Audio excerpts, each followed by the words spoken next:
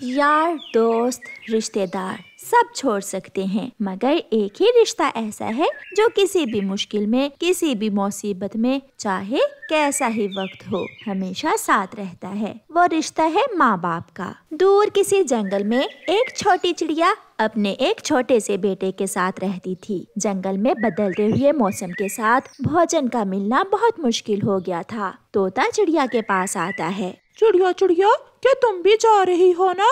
कहाँ कहाँ तोते भैया? सब पक्षियों ने सलाह की है, हम कल सुबह सवेरे दूसरे जंगल पर आवास कर जाएंगे। मेरा बच्चा बीमार है, मैं अपने छोटे से बच्चे को लेकर कैसे इतनी दूर तक जाऊंगी? मम्मा, मैं उड़ सकता हूँ, आप चिंता न करें, मैं आपके साथ साथ उड़ता जाऊंगा। चिड़िया बहन, अगर सब चले गए तो तुम्हारे लिए अकेले इस बड़े जंगल में रहना बहुत मुश्किल हो जाएगा। अच्छा, अब मैं चलता हूँ, मुझे कव्य और कवि को भी बताने जाना है। तोता चला जाता है। बात सुन लो तोते मेरी, उस चिड़िया का छोटा सा बच्चा है और वो बहुत आहिस्ता आहिस्ता उड़ेगी, हम उसे साथ नहीं लेकर जा सकते। हमें शाम होने से पहले पहले दूसरे जंगल जाना होगा। कवि और कवि, अगर वो चिड़िया साथ उड़ सकती हुई तो ठीक है, वरना हम उसे रास्ते में छोड़कर आगे निकल जाएंगे। रात हो जाती है। मम्मा चिड़िया बहुत परेशान थी। उसका बच्चा छोटा था और उसे कल से बुखार भी था। मम्मा चिड़िया जानती थी कि उसे अपने दोस्तों के साथ दूसरे जंगल जाना ही होगा। मम्मा, दूसरे जंगल जाकर हम घर कहाँ से लेंगे? कुकू बेटा, ये जंगल हमारा है और दूसरे जंगल में तो हम कुछ दिनों के लिए जाएंगे और जैसे ही बाहर आएगी हम वापिस आ जाएंगे। तो क्या हम वहाँ टिंकों के घोंसलों में रहेंगे? हाँ बेटा, हम वहाँ जाकर टिंकों के घोंसले बना लेंगे। बातें करते करते वो माँ बेटा सो जाते हैं। सुबह हो जाती है। सुबह सवेरे ही कबूतर आकर चिड़िया के घर के दरवाजे पर जोर जोर से दस्तक देता है। चिड़िया, उठो उठो चिड़िया, सब तैयार हैं और तुम्हारा इंतजार कर रहे हैं। दरवाजे की आवाज सुनकर चिड़िया और उसका बेटा भी उठ जाते हैं। कबूतर भैया, मैं अपना थोड़ा सा सामान उठा लूं, मैं आ रही हूँ। पीपल के बड़े पेड़ पर आ जाओ, सब वहाँ इकट्ठे हैं। चिड़िया अपना सामान बांधती है। मम्मा, आप रो क्यों रही हैं?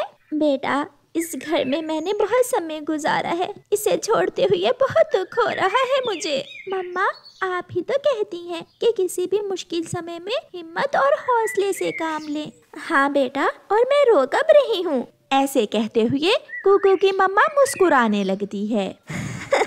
अच्छा, अब उठो बेटा, दवा पी ली है ना? हाँ मम्मा, मैंने बुखार की दवा पी ली है, अब चलें? फिर वो माँ बेटा पीपल के बड़े पेड़ की तरफ चलते हैं। आ गई तू महारानी, हम तुम्हारे नौकर नहीं हैं जो सुबह से तुम्हारा इंतजार कर रहे हैं। गोरी बहन, मेरा बेटा बीमार है, इसलिए मुझे देर हो गई। अब हमारे साथ साथ उड़ना, ऐसा ना हो कि तुम्हारी वजह से हमें रास्ते में ही देर हो जाए। फिर चिड़िया, चिड़िया का बेटा, तोता, कबूतर, कौवा और कव्वी सब उड़ते हैं। कालू कौवा और गोरी कव्वी सबसे आगे आगे थे। वो बहुत तेज उड़ रहे थे। थोड़ी ही देर में सब पक्षी आगे निकल जाते हैं। चिड़िया और उसका बेटा पीछे पीछे थे। मम्मा, मम्मा, मैं थक गया हूँ, मेरे पंखों में दर्द होने लगा है। वो माँ बेटा एक पेड़ पर बैठ जाते हैं। आप थोड़ा आराम कर लें बेटा, आगे का सफर हम थोड़ी देर बाद शुरू करते हैं। गोरी कव्वी उड़ती उड़ती पीछे मुड़कर देखती है। रुको रुको, वो चिड़िया वहाँ बैठ गई है। तोते, तुम जाओ और चिड़िया से पूछ कर आओ और उसे बता दो कि ऐसे नहीं चलेगा, रुकने और आराम करने का समय नहीं है हमारे पास। मैं अभी जाता हूँ। फिर मिट्ठू तोता वापिस आता है। चिड़िया, सब गुस्से हो रहे हैं, जल्दी आए, हमें देर हो रही है। मिट्ठू, अगर तुम सब मुझे साथ लेकर नहीं चल सकते तो ना चलें, आप जाएं, मैं आ जाऊंगी। चिड़िया, तुम अकेले ये सफर नहीं कर सकती हो, आगे खतरा भी है। तो क्या मैं अपने बच्चे को छोड़ दूं? मैंने कहा ना, आप सब जाएं। मम्मा, ये सब मेरी वजह से है, अगर मैं भी तेज उड़ सकता तो हम आपके दोस्तों के साथ ही चले जाते। तोता चला जाता है। बेटा, मेरा कोई दोस्त नहीं है, अगर वो मेरे दोस्त होते तो मुझे ऐसे छोड़ कर ना जाते। क्या कहा है उस छोटी चिड़िया ने? वो कहती है तुम सब जाओ। वो अकेली कैसे आएगी? उसे छोड़ो, मरने दो उसे। अपनी जान बचानी है तो हमें रात होने से पहले पहले दूसरे जंगल जाना ही होगा। वो सब फिर से उड़ते हैं और चिड़िया उन्हें जाता हुआ देख रही थी। आहिस्ता आहिस्ता वो सब चिड़िया की नजरों से ओझल हो जाते हैं। कुकू बेटा, मैं आपके लिए कुछ खाने को ढूंढती हूँ, आप इसी पेड़ पर बैठें। मम्मा, आप भी कुछ खा लेना, आप भी तो भूखी हैं। फिर मम्मा चिड़िया अपने बेटे के लिए दाना लेने चली जाती है। दूसरे सब पक्षी भी दूसरे जंगल में पहुंच जाते हैं। वो सब जैसे ही दूसरे जंगल में जाने लगते हैं, एक उल्लू उन्हें रोक लेता है। कहाँ कहाँ तुम सब कहाँ घुस रहे हो? ये जंगल हमारा है।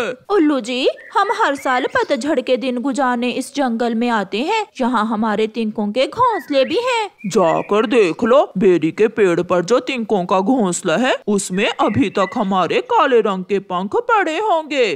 मगर इस बार हमने फैसला किया है, हम किसी भी विदेशी पक्षी को अपने जंगल में आश्रय नहीं देंगे। तुम सब कहीं और जाओ।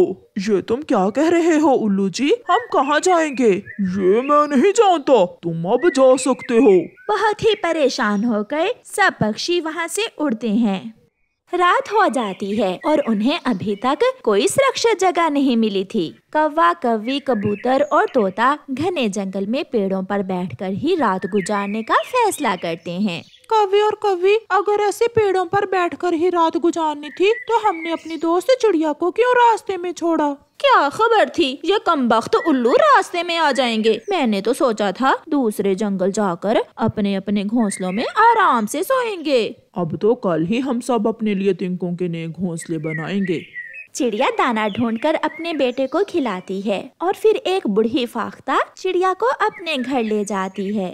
बेटी चिड़िया, तुम मेरे घर में रात गुजार सकती हो। मेरे पास दाना भी है और पानी भी। माँ जी, आपका बहुत बहुत धन्यवाद। फिर वो बूढ़ी फाख्ता कुकू को बुखार दूर करने वाली दवा देती है, जिससे कुकू स्वस्थ हो जाता है। वो माँ बेटा बहुत आराम और मजे से वहाँ रात गुजारते हैं और सुबह नाश्ता करके अपना सफर फिर से शुरू करते हैं।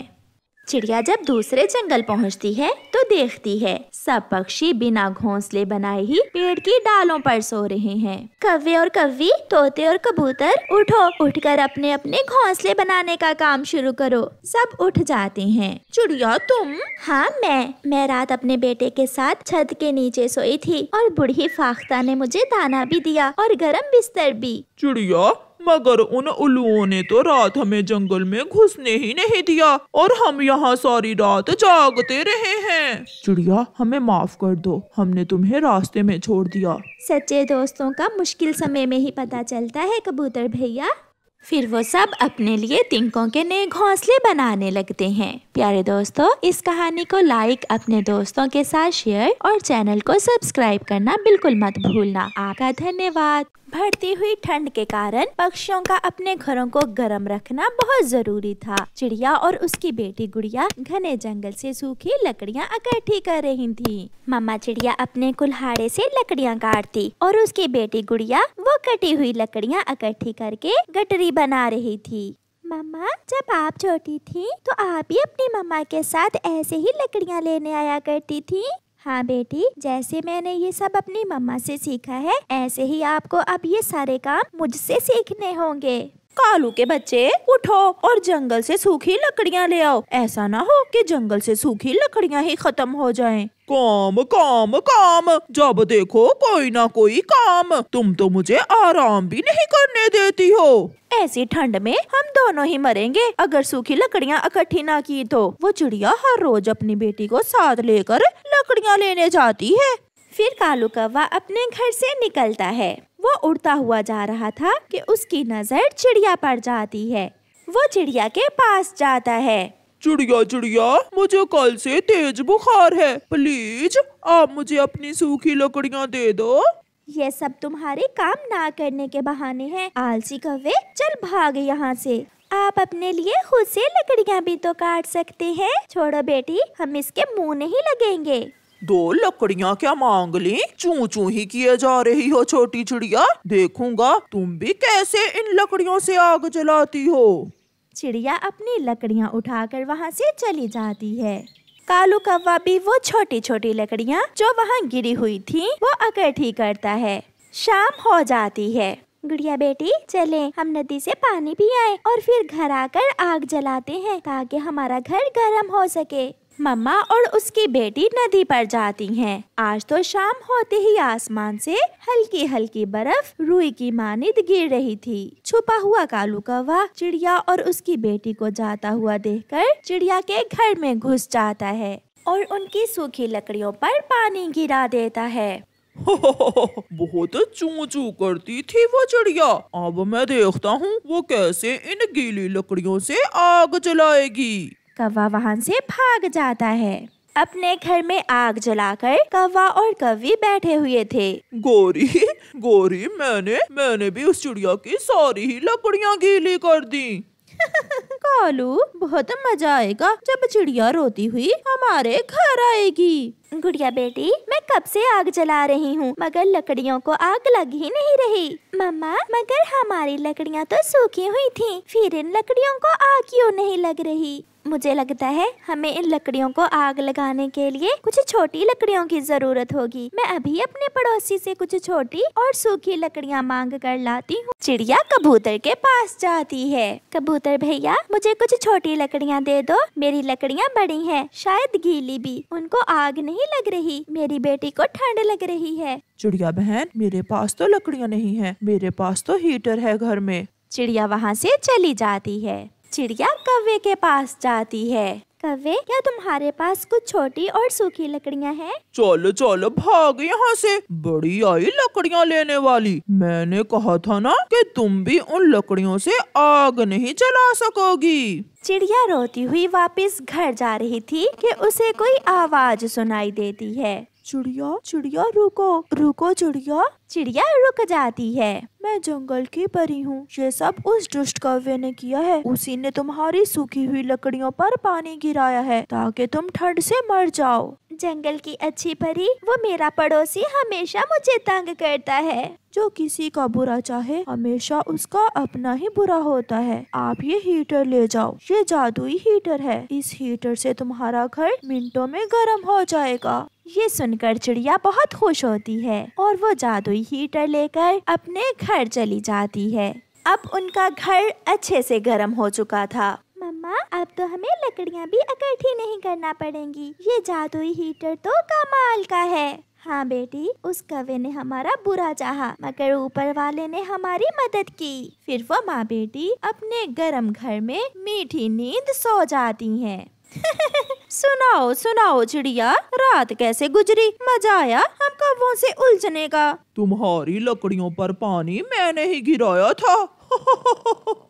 मेरा घर पहले से ज्यादा गर्म था क्योंकि मुझे जंगल की परी ने रात को एक जादुई हीटर दे दिया था। वो हीटर मिनटों में घर को गर्म करता है। चिड़िया वहाँ से चली जाती है और कौवे एक दूसरे का मुंह देखते रह जाते हैं। कालू हमने तो इसका बुरा चाहा था मगर अब तो इसे लकड़ियाँ भी इकट्ठी करने की जरूरत नहीं है। लूंगा आज रात जंगल की परी से मैं भी जादुई हीटर लूंगा। फिर रात होते ही कालू कौवा अपने घर मौजूद लकड़ियों पर खुद ही पानी गिरा देता है। कालू ऐसा ना हो कि वो जंगल की परी हमें जादुई हीटर दे ही ना और हम ठंड से मर जाएं। देगी, जरूर देगी। फिर कालू कौवा अपने घर से निकलता है। वो थोड़ी दूर जाकर एक पेड़ के पास बैठकर रोने लग जाता है।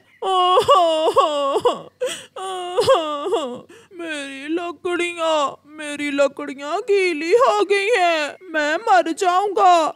मैं और मेरी पत्नी मर जाएंगे ठंड से। कोई मेरी मदद करे। ये सुनकर जंगल की परी वहाँ आ जाती है। कौवे मैंने सब सुन लिया है, क्या तुम भी एक अच्छे पक्षी हो? हाँ मैं बहुत दयालु हूँ, मैं बहुत ईमानदार और मेहनती हूँ। मेरी मदद करो जंगल की परी। कौवे क्या तुमने कभी किसी को परेशान तो नहीं किया? ना ना, माँ ने कहा था कि कभी किसी को तंग ना करना बेटा। तो फिर ये लो, ये हीटर जादुई है, ये तुम्हें तुम्हारे कर्मों का बदला देगा। कौवा बहुत खुश होता है और खुशी खुशी वो जादुई हीटर लेकर वहाँ से चला जाता है।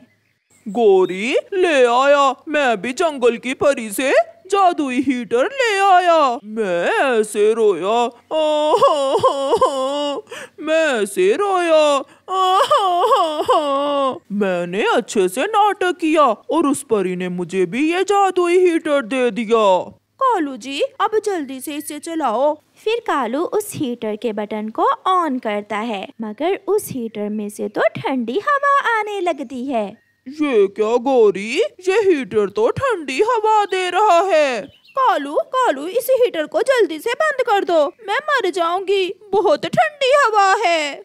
मैं जादुई हीटर जरूर हूँ, मगर कौवा याद रखना, मैं बुरे पक्षियों की मदद नहीं करता। तुम बुरे हो, आलसी हो और हमेशा दूसरों को तंग करते हो। फिर कौवा और कौवी सारी रात ठंड में मरते रहते हैं और वो कांप कांप कर रात गुजारते हैं, क्योंकि उन्होंने तो अपनी लकड़ियाँ भी गीली कर ली थीं। प्यारे दोस्तों, इस कहानी को लाइक करना बिल्कुल मत भूलना। आपका धन्यवाद।